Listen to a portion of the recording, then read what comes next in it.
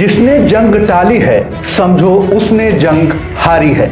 ये मैं नहीं, ये कहना है पूर्व मुख्यमंत्री और समाजवादी पार्टी के मुखिया अखिलेश यादव का। इस वीडियो में जानेंगे कि अखिलेश यादव ने ऐसा क्यों कहा, यानी क्यों लिखा। यूपी की सबसे हॉट सीट बन चुकी मिल्कीपुर विधानसभा उपचुनाव पर रोक क्यों, फिर भी होगा चुनाव कैसे। जानने से पहले आप इस चैनल पर नए हैं तो कृपया चैनल को सब्सक्राइब करना ना भूलें।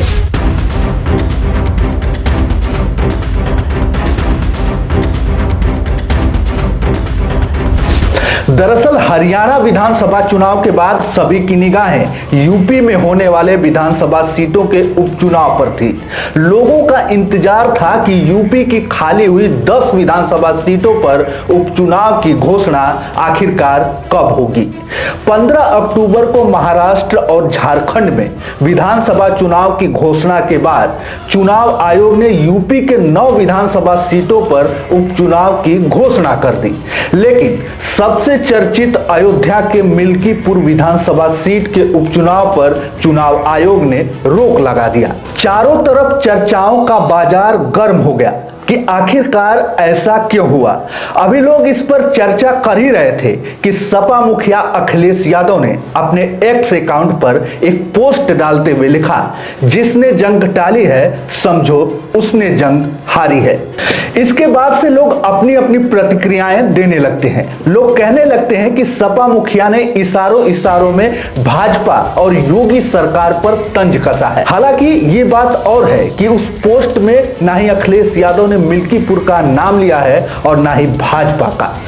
दरअसल बताया तो ये भी जा रहा है कि मिल्कीपुर विधानसभा उपचुनाव पर रोक का कारण भाजपा के मिल्कीपुर के पूर्व प्रत्याशी बाबा गोरखनाथ के दाखिल हाईकोर्ट में एक याचिका है।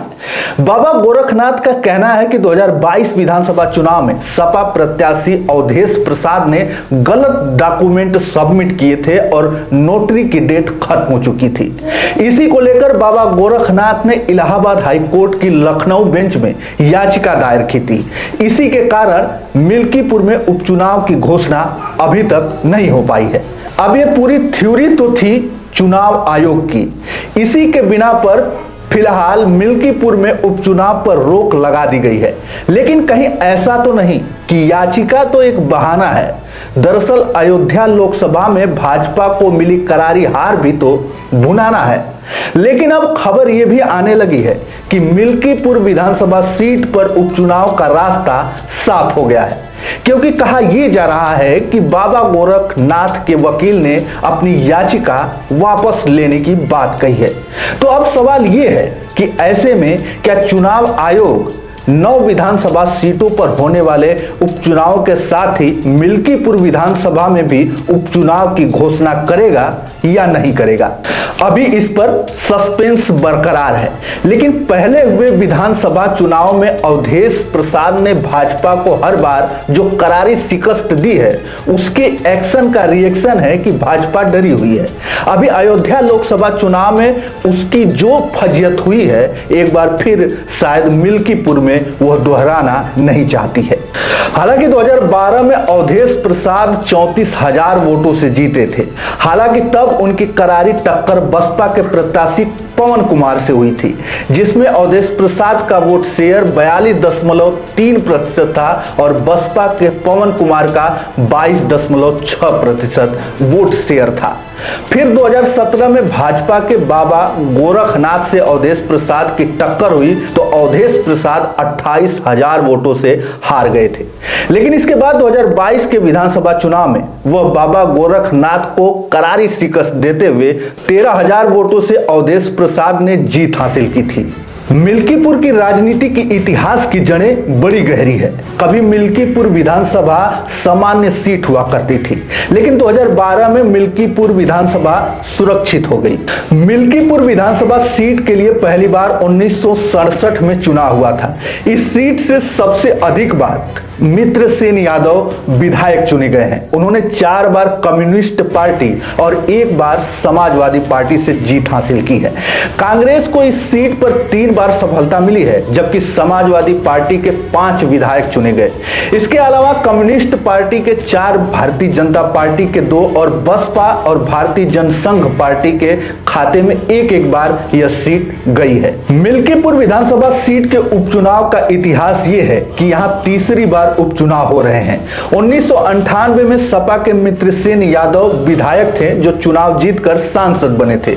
2004 में सपा विधायक आनंद सेन ने विधायकी से इस्तीफा देकर बसपा का दामन थाम लिया था, जिसके बाद हुए उपचुनाव में सपा के रामचंद्र यादव विधायक बने। अब अवधेश प्रसाद दूसरे ऐसे नेता हैं जो मिल्कीपुर से लोकसभा गए हैं। 2022 विधानसभा चुनाव के दौरान मिल्कीपुर विधानसभा क्षेत्र में कुल 3,40,000 वोटर थे, जिनमें 1,82,000 पुरुष और 1,58,000 महिला मतदाता थी। जातीय समीकरण की बात करें तो इस क्षेत्र में प्रमुख जातियों के वोटर्स की संख्या लगभग में कुछ इस प्रकार है। ब्राह्मण 60,000, यादव 55,000, पासी 55,000, मुस्लिम 30,000, ठाकुर 25,000, दलित 25,000, कोरी 20,000, चौरसिया 18,000, वैश्य 12,000, पाल 7,000, मौर्य 5,000 और अन्य 28,000। मिल्कीपुर विधानसभा सीट के सियासी समीकरण में यादव, पासी और ब्राह्मण वोटर अहम भूमिका निभाते हैं। समाजवादी पार्टी इस सीट पर यादव, मुस्लिम, पासी समीकरण के सहारे जीत हासिल करती रही है, जबकि भारतीय जनता पार्टी सवर्ण और दलित वोटों को साधकर जीतने में सफल रही है। मिल्कीपुर के सुरक्षित सीट बनने के बाद से 2 बार सपा ने यहां पर जीत दर्ज की है, जबकि 1 बार बीजेपी ने अपना कब्जा जमाया है। लेकिन अब इस बार बहन मायावती भी पहले से ही अपने प्रत्याशी को मिल्कीपुर में उतार रखा है। ऐसे में 2012 के चुनाव वाले हालात बने तो भाजपा के लिए मुश्किलों का सबब बन सकता है। लेकिन समाजवादी पार्टी के पीडीए वाली थ्योरी हर जगह काम कर रही है। ऐसे में तो यह भी कहा जाने लगा है कि मिल्कीपुर जीतने से समाजवादी पार्टी को कोई रोक नहीं सकता है। अब यूपी में होने वाले उपचुनाव को 2027 में होने वाले विधानसभा चुनाव का सेमीफाइनल भी कहा जा रहा है। लेकिन अब देखने वाली बात यह होगी कि क्या मिल्कीपुर में उपचुनाव होगा या नहीं, ये तो आने वाला वक्त ही बताएगा। बाकी आपकी क्या राय है, हमें कमेंट में अवश्य बताइएगा। धन्यवाद।